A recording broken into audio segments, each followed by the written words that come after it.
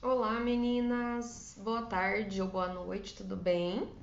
Bem, vamos continuar então, né, a nossa aula. A aula passada nós paramos aqui, né, nesse slide falando sobre os óleos e substâncias emolientes, né?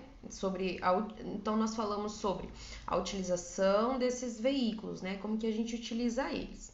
Vamos continuar e vamos falar sobre formas farmacêuticas que a gente chama. Deixa eu arrumar meu cabelo aqui, né? Pra ficar uma gravação bonitinha. Não fica. Vamos falar dessas formas farmacêuticas. Então, ó, uma das formas farmacêuticas que nós conhecemos são as ceras. Você provavelmente conhece alguma cera. Eu perdi, eu não sei onde foi parar, um potinho pink da Granado, que é uma cerinha para unhas e cutículas.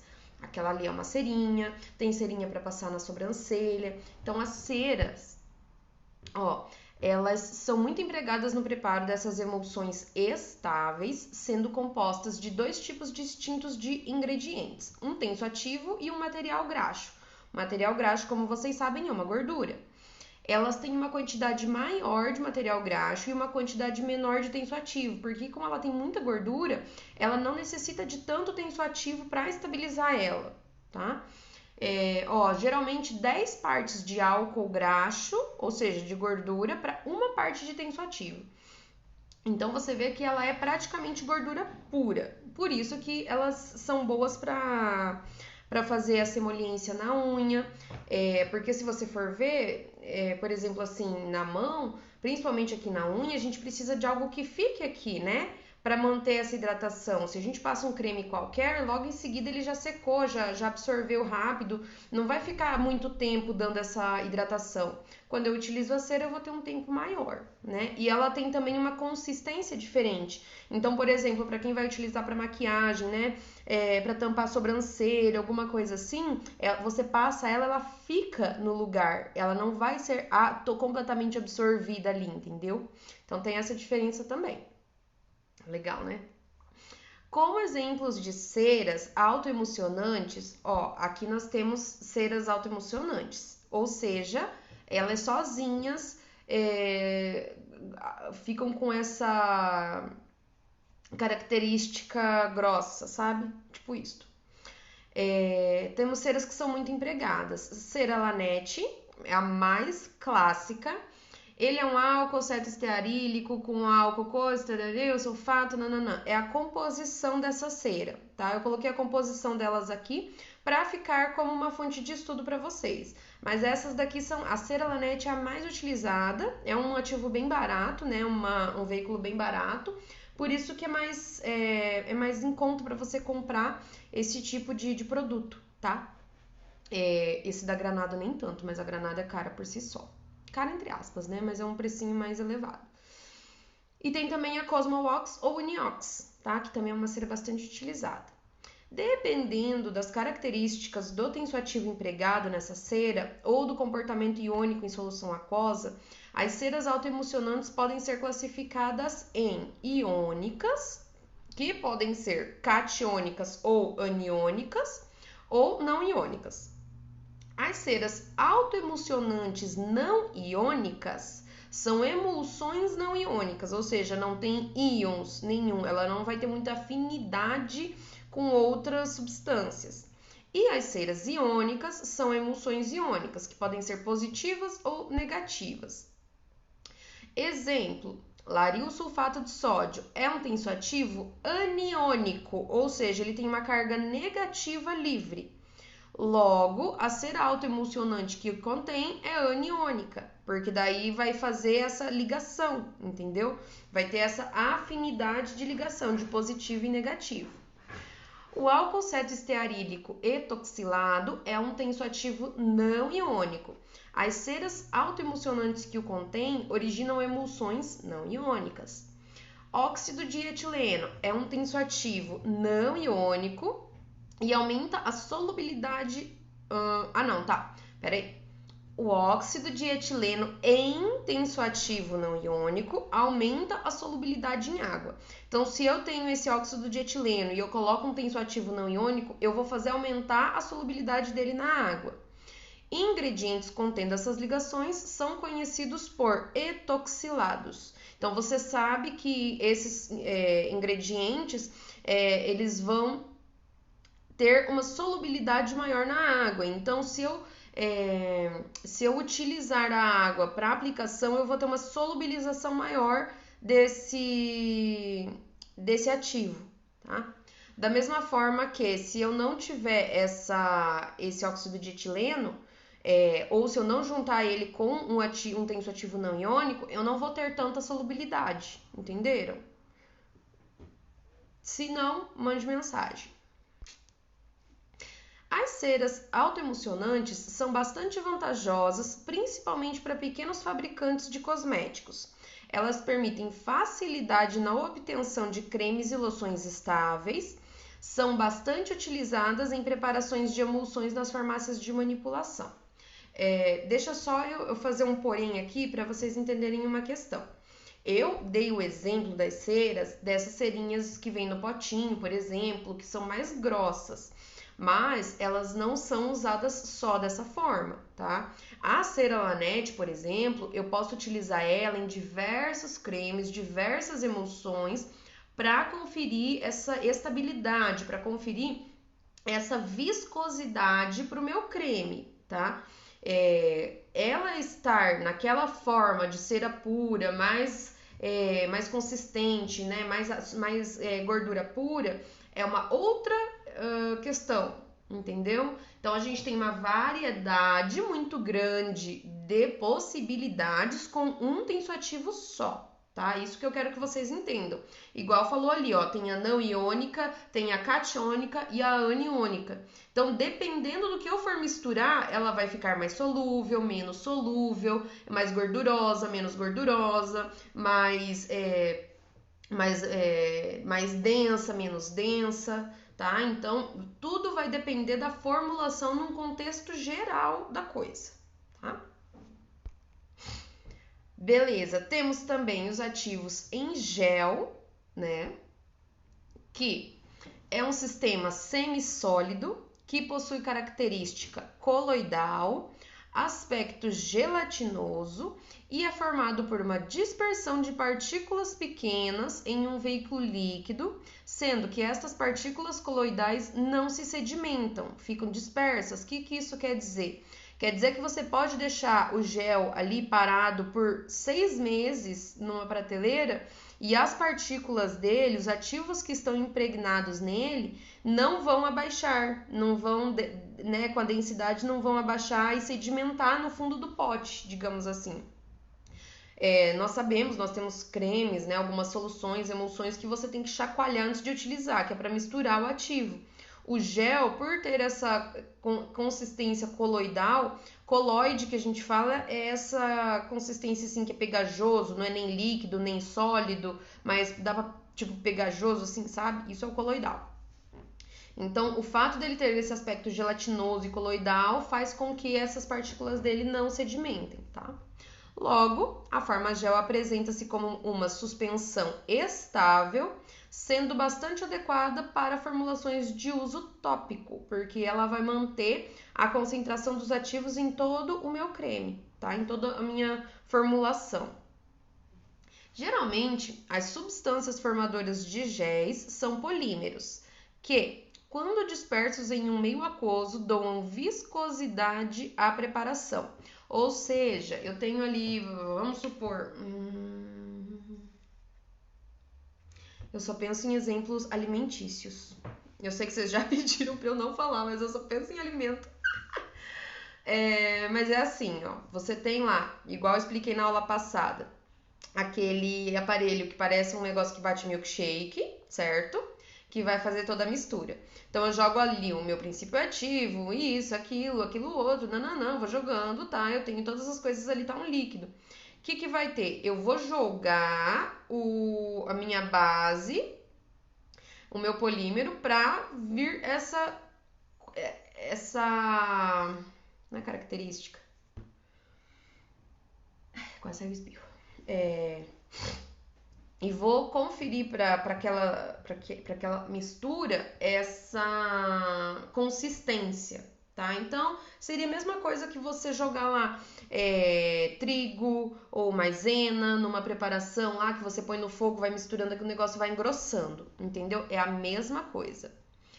O gel pode ser formado por um material natural, que pode ser goma adraganta ou pectina, ou por um material sintético ou semissintético, como os carbômeros.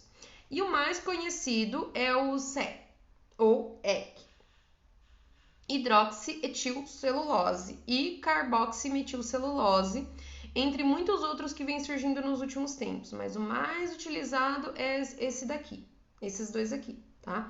Que são dois carbômeros sintéticos, certo? Então, o que acontece? Quando eu acrescento eles na minha mistura, eles conferem essa viscosidade gelatinosa, tá? E daí vira o gel. É assim que estão fazendo agora, né, em tanta quantidade, o álcool em gel. Você vai ter lá a mistura, né, do álcool, você joga o polímero que vai dar essa viscosidade pro gel, pro álcool, entendeu? Beleza. O gel de HC, né, de REC, conhecido como natrozol, assim como a emulsão não iônica, é compatível com a maior parte das substâncias ativas usadas em cosméticos, como, por exemplo, o ácido glicólico, ácido fítico, que devido ao seu pH muito ácido, é compatível com o gel de natrozol e incompatível com o gel de carbopol. O gel de carbopol também é bem utilizado, ele é bem barato, mas igual vocês estão vendo, ele não serve para todo mundo, tá? Pois o carbopol é fornecido na forma ácida e neutralizado durante a preparação com uma substância alcalina, gerando géis com maior viscosidade em pH entre 6,5 e 7,5, certo?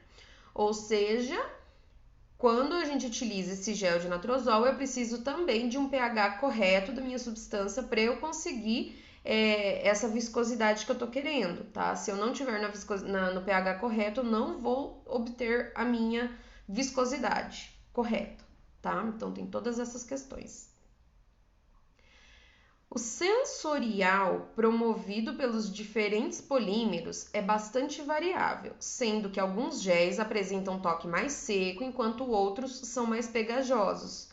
Tem géis que você passa assim, aquele troço não seca, não absorve, não sai, daí parece que tá grudando, assim, horrível. Em compensação, tem uns que você passa, seca na hora, né? Fica perfeito. Os géis aquosos devem ser acrescidos de umectantes, pois estes tendem a apresentar um ressecamento com o tempo, ou seja, pode ocorrer evaporação da água presente no gel, ocasionando o ressecamento do produto. Então, a gente tem que colocar na fórmula um agente umectante que vá segurar a água naquela formulação para não correr o risco de ter esse ressecamento, tá? Além disso, é bastante importante a adição de conservantes compatíveis e eficazes, uma vez que o gel aquoso é bastante suscetível à contaminação microbiana. Então, eu preciso também colocar lá um tanto de conservante, tá? Então, eu tenho lá meu ativo, meu veículo, isso, aquilo, conservante, tem trieta para normalizar pH, tem isso, tem aquilo, certo? E ó, exemplos de géis aquosos, que são, né, que tem essa umectação, propilenoglicol e glicerina. E deixa eu falar uma coisa aqui também em relação aos silicones, eu acho que não tá na aula, mas deixa eu falar sobre silicone. O silicone, eu acho que eu falei para vocês na aula de hidratação, ele não promove hidratação, tá? Ele não é um agente hidratante, ele é um agente oclusor, tá? Então, ele só tampa a pele e não deixa a água sair, mas ele por si só não tem ação hidratante, tá?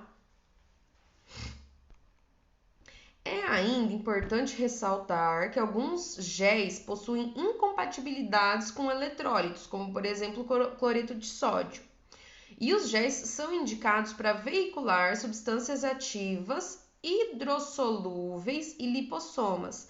São mais usados em peles oleosas e mistas.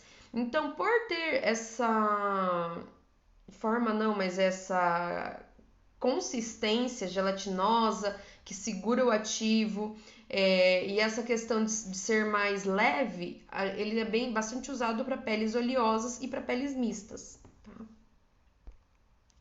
Beleza. Vamos falar agora dos lipossomas. Lipossomas a gente já imagina pelo prefixo lipo que estamos tratando de moléculazinhas de gordura. Então, olha lá. Lipossomas são vesículas globulares microscópicas compostas de moléculas anfifílicas. São capazes de veicular substâncias hidrofílicas, anfifílicas ou lipofílicas e possuem a capacidade de proporcionar interações com os lipídios da pele humana, quando aplicados topicamente, liberando as substâncias que carregam. Por quê? Porque como eles carregam substâncias gordurosas, eles têm afinidade com essa camada lipídica da pele, certo? Os próprios lipossomas tendem, em formulações cosméticas, a propiciar o surgimento de lipídios perdidos pela pele, ocasionando redução da perda transepidermal de água, ou seja, ele vai ajudar a refazer a camada bilipídica da membrana celular das nossas células e com isso vai ajudar a evitar a perda de água, e não só de água, né, mas de qualquer outro nutriente, né, que sairia ali junto com aquela água, não sai mais, tá? Então ele vai ajudar dessa forma, ele vai ajudar na hidratação da pele, tá? As vesículas multilamelares podem ocasionar uma liberação prolongada do ativo numa formulação cosmética. Essas vesículas devem ser evitadas em emulsões e preparações alcoólicas. Em soluções alcoólicas, porque o álcool pode solubilizar as camadas lipídicas dos lipossomas, comprometendo a sua estabilidade. Em emulsões, porque se acredita que os tensoativos presentes nesta possa desorganizar os lipossomas, ocasionando sua ruptura. O que isso quer dizer? Quando eu tenho uma formulação cosmética na forma de lipossoma, não é legal eu utilizar tensoativos, então eu não coloco os lipossomas em emulsões. O tensoativo pode desestabilizar a membrana desses lipossomas. E eu também não coloco em soluções alcoólicas, porque o álcool pode quebrar a minha molécula do lipossoma, certo? Por exemplo, se a gente pega um algodão com álcool, se você tem uma pele muito oleosa, você está limpando aquela pele, você passa álcool, você consegue retirar toda a gordura que tem naquela pele, certo? Então, o álcool quebra essa molécula de gordura. Então, não é legal, se nós estivermos trabalhando com lipossomas, não é legal eu usar um meio alcoólico e não é legal eu fazer uma emulsão, porque o meu tensoativo vai interferir na ação do lipossoma, certo? Beleza, vamos falar então da textura gel-creme. São emulsões contendo alta porcentagem de fase aquosa e baixíssimo conteúdo oleoso, estabilizadas por coloide hidrofílico, não contendo material graxo como agente de consistência e sim um gel hidrofílico. Ou seja, agora nós não estamos mais falando de ácidos graxos, de gordura, de lipossomas, estamos falando de algo que tem mais afinidade com a água. Então a gente está falando de um de um veículo mais leve, certo? Mais aquoso. São também chamados cremes oil-free, quando contém óleos não comedogênicos, como por exemplo escaleno, macadâmia, silicone. E loções oil-free quando de baixa consistência. Lembre-se que creme é mais denso e a loção é mais molinha. Podem ser usados em todos os tipos de pele, mas são indicados para peles oleosas e mistas, justamente porque eles não têm essa quantidade grande de óleo, tá? Então, eles são indicados para peles oleosas. Se ficar alguma dúvida, se quiserem perguntar mais coisas, tá? Só perguntar. vamos falar de sérum. Sérum constitui-se de uma emulsão, em geral administrada na forma de gotas, devido à sua textura fluida e leve. Possui uma alta concentração de ativos, pequena quantidade de óleo, baixa viscosidade, rápida absorção na pele. Proporciona toque seco, não oleoso, não pegajoso, com excelente espalhabilidade. Ou seja, o sérum atualmente é o topster dos veículos para a gente utilizar nas nossas formulações, tá? Ele é ideal para peles oleosas também, porque ele tem esse toque seco, ele não é oleoso, não fica pegajoso, né? Então, para pessoas que têm a pele oleosa, ele é super indicado. Ele consegue armazenar uma alta concentração do ativo, então eu tenho uma garantia de que eu vou estar passando o ativo intacto, um ativo mais íntegro na minha pele, tá? Então ele tem uma textura levinha, gostosa. O sérum realmente é muito bom. A única desvantagem dele é o preço, que se você for fazer uma formulação em sérum, ela acaba saindo um pouco mais cara do que em creme, solução. Mas para quem tem a pele oleosa, é a melhor opção. E temos também as nanopartículas. A nanopartícula, deixa eu me subir aqui, ó. A nanotecnologia aplicada à cosmética refere-se à utilização de pequenas partículas contendo princípios ativos que são capazes de penetrar nas camadas mais profundas da pele, potencializando os efeitos do produto. Então, o que isso quer dizer?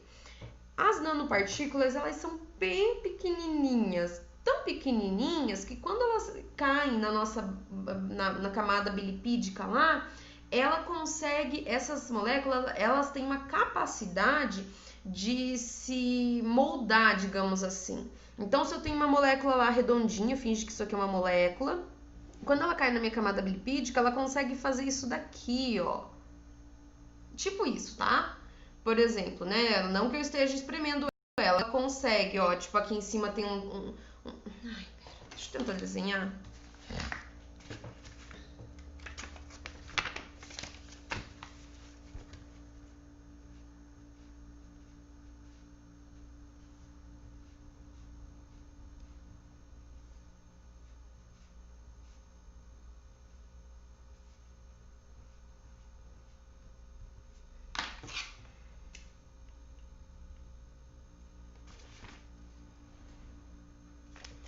Ó, quando eu tenho aqui a minha camada bilipídica, essa molécula, ó, se ela tá aqui, ó, redonda, ela consegue se achatar, passar aqui pela membrana e voltar aqui do jeito que ela era. Tipo isso, entendeu? Ou seja, eu consigo uma absorção maior do ativo que ela tá carregando, porque ela consegue transportar o ativo íntegro lá para dentro da célula. Por isso que a tecnologia nano é tão legal, é tão top, mas ela ainda é nova, está sendo estudada, ainda é bem cara, mas ela tem resultados extremamente eficazes por conta dessa capacidade da molécula nano de se moldar e de passar, porque ela é muito pequenininha, entendeu? Então, digamos assim que o fato dela ser pequena diminui a sua linha de tensão, digamos assim, e ela consegue se modelar mais, tá? Ó, eu coloquei uma imagem aqui só para vocês terem uma ideia do tamanho de uma nanopartícula. Ela é pouca coisa maior do que um vírus e é menor do que uma bactéria. Então pensa como ela é micro. Ó, aqui tem uma correlação bem legal, ó. Desde uma criança lá de 10 nanômetros, aí vamos diminuindo para bola de tênis, para formiga, fio de cabelo, células sanguíneas, ainda tem 10⁴ nanômetros, né? Aí a gente tem ali para baixo, ó, as bactérias e ela é menor do que 1000 nanômetros, velho. Ou seja, a nanopartícula é bem pequenininha mesmo, tá? De 100 a 200 nanômetros, certo? Então, é por isso que elas são tão utilizadas, estão em alta. Estamos tendo bastante estudos ativos sobre essas moléculas e elas realmente são muito interessantes, tá? Apesar do seu preço, são ótimas ótimos veículos para os nossos princípios ativos, certo?